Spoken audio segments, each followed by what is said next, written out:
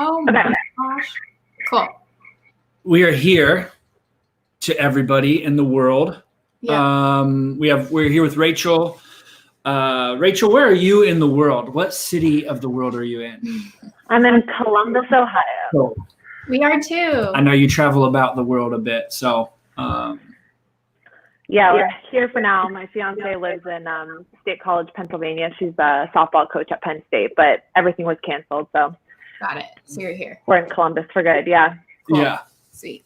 It's not that busy over there. Yeah. Brutal. For those of you hanging out on Instagram, you can feel free to ask any questions or drop any of those in here. Rachel has been posting some really helpful stuff for the type of people that she serves. She's got a cool program that she's kind of working on at the moment and talking about. And so we caught her in the act of sharing helpful information. And I slid into her DMs, and Allie and I both did. And we were like, can you please come over here and share all of that with us and our people? So here we are now. So maybe, Rachel, you can just introduce what you do right now, and maybe even like what you were starting to do as you like before all the COVID stuff, and then how your business is, like, how is it feeling now, and just kind of giving everyone that's watching some context into that. Yeah, so I am a business coach for primarily introverts and creatives and people who kind of identify as a misfit in their industry. So they kind of their message is what they feel is going against the grain. So what I do is I help them position and pitch their offer without feeling and sounding gross. So that has been the primary, that's what I've done one-on-one with people for the last couple of years. And it's all about how they can make their message rise above the noise in their industry while still feeling true to themselves. So I think, when people get into business, they feel like it has to be done this one way and this is the only way that I can do it. And what I saw was creatives were feeling very stuck in that space, and like introverts were like, I'm really passionate about this thing, but I don't know how to talk about it in a way that makes sense or feels good for me. So that's what I was doing one-on-one with clients before all of the COVID stuff was happening. And it's what I'm still doing now with my clients, but it definitely feels a whole lot different. Everything feels the same, but heavier. What I've noticed is everything that I'm saying and talking and teaching about now, none of it has changed since before all of this. Yeah. It's just holding more weight. And I think that people's eyes are more open to what I'm talking about now. So right before all of the COVID happened, I was launching something called Misfit Marketing, which was basically my one-on-one coaching and support in a 3-week period, like do it yourself at home. So here's how you can pitch and package and position your offer if you're an introvert or creative without feeling gross or slimy. Yeah. I feel like anytime, I feel like that with us where we're like, oh, also we ended Instagram really quick because we were getting feedback. Okay. We'll try headphones. Okay. And so I feel like anytime we, as small businesses, are doing something that we really believe in, it's like when something like this happens, it's like you feel. What Allie was saying, and I heard, was that anytime we start doing stuff like this, you feel like I shouldn't even talk about anything anymore. Where you're like, I should just shut up and not. We feel difficult even understanding what to talk about. Yeah, I mean, when the schools shut down, and I have a 7-year-old in school, so I'm like, okay, the school shut down. I feel like everybody is going to like it. The people who maybe weren't treating it seriously before, now all businesses, like, you can't just keep like floating around as normal. And I was telling my fiance, I'm like, I have to say something here, and I feel like it's not going to be what everybody else is saying, but I feel like it has to be said. Because I feel like what I was seeing is everybody was pulling back and like freezing, which I mean, I think everybody did for a minute. It's like, well, what do we do? There's no like book on how to like move forward in a pandemic. Yeah. And And so it was definitely like a moment of like figuring out what makes sense. And I think that everybody was kind of waiting, like, what are my peers going to do? Yeah. So they were freezing or like waiting for their peers and then mimicking off of their peers, because again, like, how do we know what we're supposed to be doing? Yeah. Were the biggest things that I saw happening, like right when the school shut down and things became more serious. Yeah. Right. Yeah. I even feel like all of our clients were impacted at like different days. And so it was like a lot of businesses still can be open. A lot of them can't sustain staying open and like the new like business model that they have to shift into. So it was like, you see other people doing things, but it might not necessarily work for you because of what's going on behind the scenes from a business standpoint, or like what your team looks like. So yeah. It's very odd. So in working with, in your work with health coaches, how have you seen people sort of either leaning into it or taking advantage of it? Or what have you seen people do that you would say are maybe great things to mimic or to sort of good examples to follow? Yeah, well, I think, and I have clients in so many different industries, but with like my health coaches and people in the wellness field, the biggest thing that they have done that I think has been the most important, which is the same thing that I would say outside of a pandemic, is their client is still like the hero of the story. Their client is at the forefront of things. Mm-hmm. So it's not like, buy this thing from me right now to like, it's not like buy this first. It's, are you feeling really stressed out right now and don't know how to navigate this heightened level of anxiety? I'm hosting a Kundalini yoga class at this point. So it's joining the conversation that they're already having, which I think that all of us here would tell people to do that on any day. But seeing it minute by minute. And I think that's the most important thing to do now. Like, as you said, businesses are shutting down at like different times and things are happening and they're being affected at different periods of time. So recognizing where their clients and our clients are like moment by moment, and then speaking into that language, I think is the most, the greatest thing that they can be doing right now. Yeah. It takes out any of the like automation scheduling. Like, you really need to just be active in your business. And I actually said to Adam, I said, I think a lot of small business owners will start to, through all of this, realize the power in them being involved in those places where there's messaging. Yeah, I agree. I was telling my partner, Sarah, she's actually getting her master's in leadership right now. So we've had a lot of interesting conversations. That's great. Yeah, it's super cool.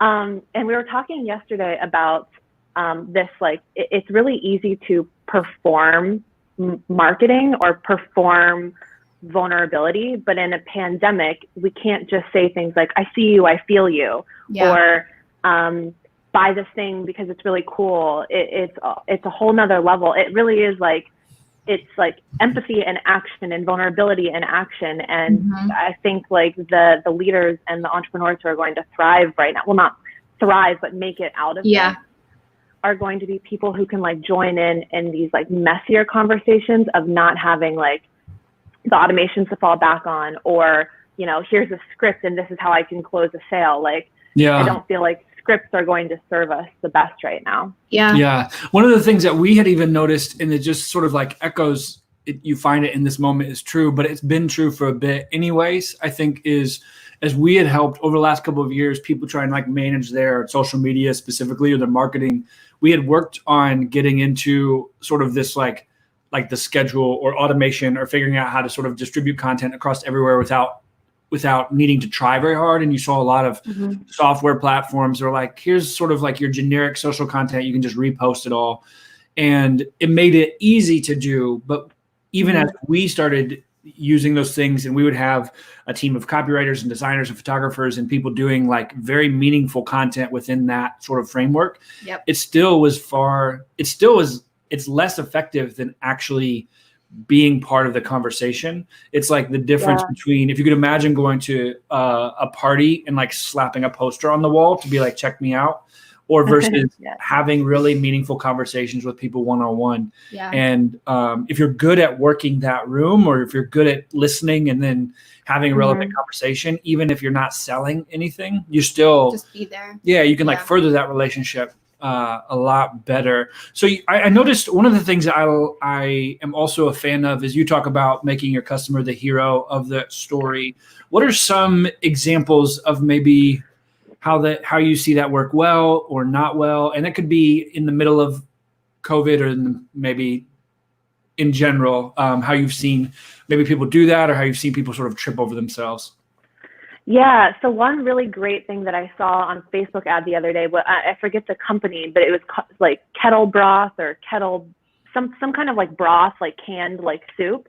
Yeah. And they made this ad that said something along the lines of like, the stores are completely wiped of all of your canned goods, everything you needed to make it through this. Let us help you stock up. Mm-hmm. And it was a way that I thought that they weren't just saying like, buy my soup or like buy my bone broth. That's, $20. They were saying like, your problem right now is, one, you don't want to go outside. Yeah. Two, the stores are already like swept. There's nothing there. And so they're saying like, that is your problem. Like, I see what your problem is in this exact moment in time. And the solution is, let me just ship this to your house to take out the stress of going out. So I thought that was a really great way of keeping their consumer the hero of the story, like making the solution rooted around them. Instead of one thing that I think most people are doing right now, which I love all the small businesses in Columbus and small businesses in general, because I am one. Yeah. But I think the conversation has been like, support my business, support me. Here's how you can support me. Yeah. And I think we would all I want to give every dollar I have to to everybody right now. I know. But I think, because everybody is so scared, it's not our first like inclination, I think, to be like, okay, here's my money here and here's my money here. People still want to be like centered at the forefront of that. So like the Woodhouse sisters in Columbus, they're staying open right now. It's a vegan restaurant, and they have that messaging that's like, the stores are shut down, things are closed, come in and we've got dinner on us tonight. Yeah. And I think that's a really great way to, instead of saying like, here, buy $500 in gift cards or support me, to be like, here's how you still can support me, but I'm serving you. So it's this like service first, which I think, when entrepreneurs are so terrified right now, it's hard to not be like, support my business, please. Yeah. But right.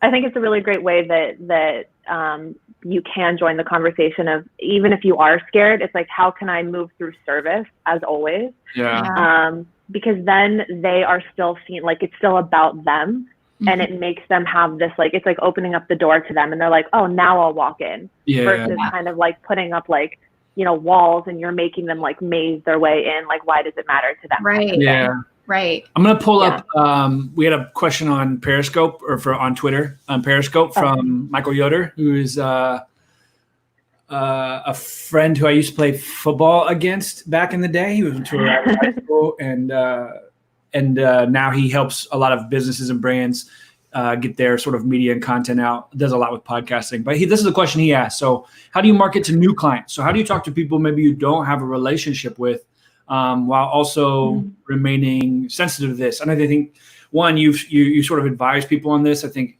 the answer you just gave kind of ties into this, but let's think of it a little differently. Talk about yourself. Like, how are you finding yourself launching a program in the middle of this thing, Yeah, well, so one specific thing that I've done, which I would do out of this too, is bring people in through storytelling.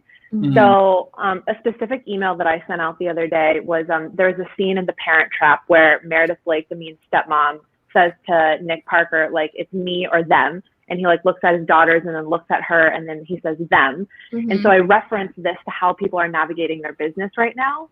Yeah. Of if you're, picking them would be moving through service, and picking, the mean stepmom would be just saying like, here, buy things from me. Mm-hmm. So I think, marketing as a whole, I believe, is moving people through emotion. So right now we can be serving through storytelling and still educating in these ways, and then joining that conversation. So what I did was, share like the Dennis Quaid Parent Trap story and then say, I know, like, right now may be a time where you're experiencing heightened stress of how do I position my offer.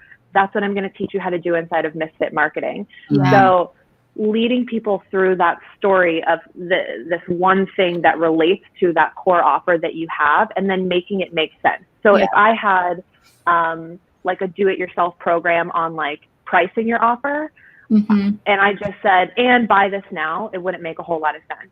Yeah. But if I was saying, you know, everybody's discounting their services and giving things away for free right now, are you conflicted on what you should be doing? I'm going to teach you how to do this inside of my do-it-yourself thing. So it's making the thing make sense for what's happening. So I always like to ask myself in that moment, what is my dream client experiencing in this moment? And then creating whatever teaching or content from that space. Yeah.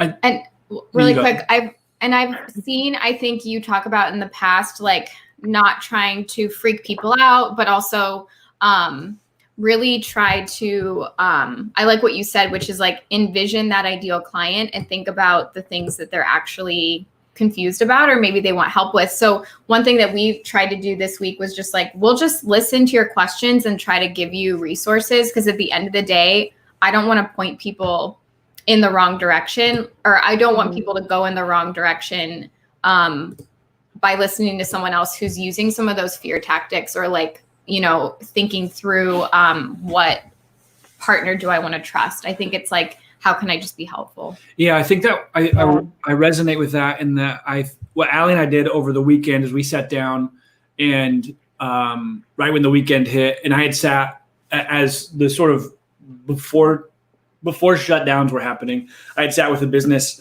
the beginning of like 2 weeks ago, as it was sort of ramping up and people were like making sense. So we're like, oh, what should we do for this? We should plan for it. And then on Saturday morning, we had finalized a bunch of plans.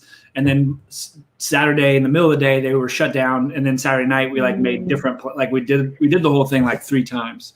And in the middle of all of that, I think there was this continuing to listen to their customers was the thing. And so I think the thing that we did is we sat down and we like emailed every project that we had open, and we weren't like, do you want to finish this project? That's like, no one cares about that. Some people even thought they were doing that. We just sent an email. It was like, how are you doing? How has this affected you? And we got like the widest array of answers. And it became clear that for some people, like they were, they're like, I don't know, I probably should talk to a bankruptcy attorney. And I was like, okay, we should do that. And then other people were like, I'm really busy with stuff right now and I'm trying to navigate this, it's like not making assumptions. Yeah, it would have been easy for us to guess what people were doing, and just sitting and talking and listening. There was a comment in Catherine, our friend from Beginning in the Middle in the Gem Club, had asked, she's like, I'm kind of thinking about doing stuff like this. What do y'all think? And I was like, you should ask Catherine has a pretty big Instagram following. I was like, you go ask those people what they want or what it's like, or and then evolution and iteration and all that stuff can kind of happen from there. Yeah, I think asking, and again, I think just like any other time, any other period, asking people like what they need right now. And I think like a great way people can be asking too is giving people options. So that's what I'm telling my clients to do right now. Instead of asking, what do you want to see, and like leave in like an open like picture box, it's asking specifically, like, would you rather see this, or would you rather see this or this? So you have that really curated information that they want, because it's kind of like, I always tell my clients, it's like going to get your nails painted when there's like 700 colors. You're like, I have no idea. But when there's like 15 colors, it makes it a little bit easier to decide. Yes. Yeah. Oh my gosh, for sure. That makes a lot of sense. That's so true. Yeah. So true. Yeah. What do you, I guess this would probably be my sort of last question, but if you could grab a bunch of small business owners, or you hang out inside the Gem Club, so you kind of get like the nature of the people who are in there. Inside of the Gem Club, if you could grab all those people by the face and hold them close and just remind them of something, or tell them something, or give them some kind of advice, what would that be? Oh, I think it would be that right now, every conversation is going to feel messy. So when we can join it really honestly, so saying things like when you're talking to your people, saying, there is no right way to have this conversation right now, or I've been thinking about how I can support you best during this time that keeps changing day to day. So like joining the conversation in such like a human way, in a way that you would talk to I always tell people the way that you talk to your entrepreneur friends is the way that we should just like talk to people in general, because there's always like so many like secret conversations on like, that's what you want to be saying. So let's say that. And joining the conversation in the most human way you possibly can, people are going to respond to that because it's going to feel true. And people are going to cling on to that because they see you and your humanness. And I think our humanness is what moves marketing forward more than any script or perfect messaging or perfect copywriting or anything at the end of the day. So yes, 100%. I think our developer, Matt, made a comment like, none of us have gone through this before, and we're all going to like maybe like have a couple regrets, or like maybe make a move that ultimately you might say like, I wish I did or didn't do. And so I think that part of that humanness is we're all remembering it on a day-to-day basis for sure.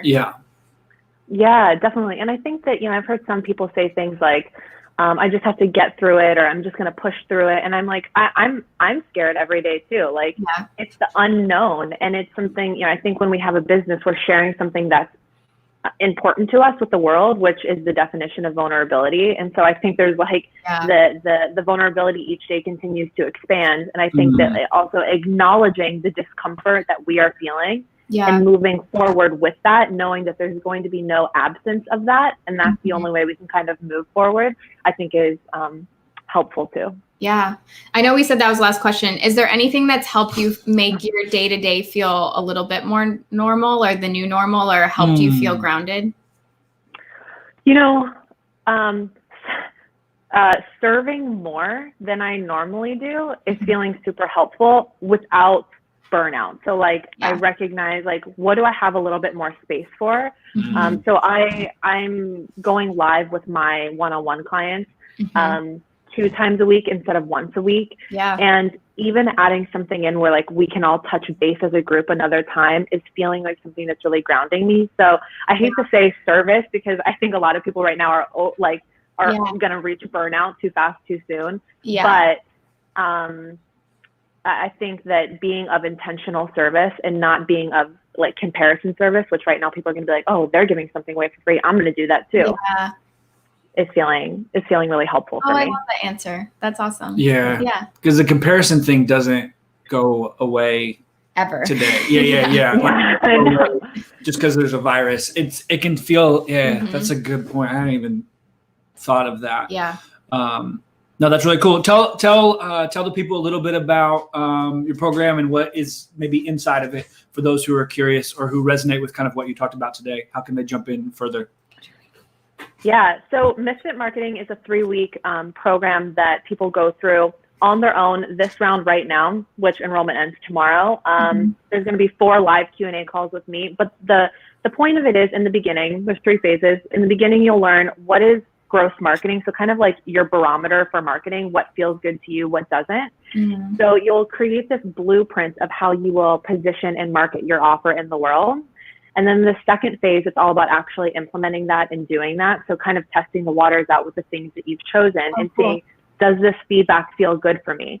And then at the end of that second phase, in the beginning of the third, you go into the real world with your like step-by-step protocol that is designed for you based off of what works for you and doesn't, on how to really position and pitch your offer without feeling gross or slimy or like you're doing it wrong, because everything that you've done to do it was built for you. So I love it. That's what it is.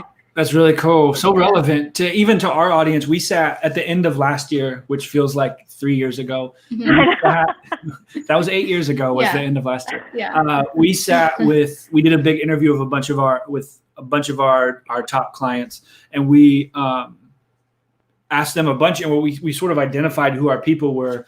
It's difficult for us to identify who our sort of industry or audience is, because it's pretty wide reaching. But the thing that was uniform across everybody was it was all the type of people who were I want to grow my business in my way without being whatever feels, I don't want to feel gross to myself.